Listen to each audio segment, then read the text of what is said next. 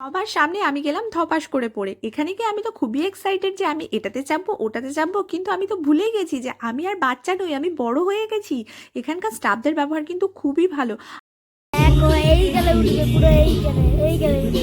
পেটু তো এতটাই এক্সাইটেড যে ও বলছে আমার মাম্মা তো টপে উঠবে। আর এখানকার স্টাফদের ব্যবহার নিয়ে আলাদা করে কিচ্ছু বলার নেই। দেখো রীতিমতো হাঁটু গেড়ে আমাকে সুন্দর করে সেফটি হার্নেসগুলো পরিয়ে দিয়েছে।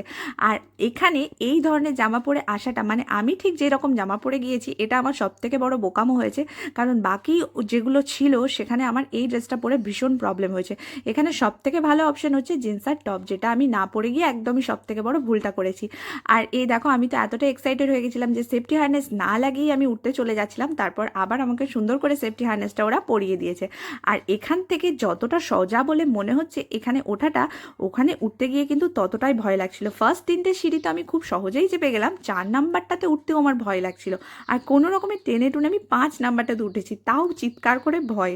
কেন জানি না এতটা ভয় লাগছিল। এখান থেকে বললাম না যতটা সহজ বলে মনে হচ্ছে, এখানে উঠে কিন্তু ততটাই ভয় লাগছিল। আর মনে হচ্ছিল যেন আমি অনেক অনেক উঁচুতে উঠে গেছি। যাই হোক, ওইটুকু উঠেই আমি দেখো ধপাস করে পড়ে গেলাম। আমি তো ভাবতেই পারিনি যে আমি আর উঠতেই পারবো না। Thank you.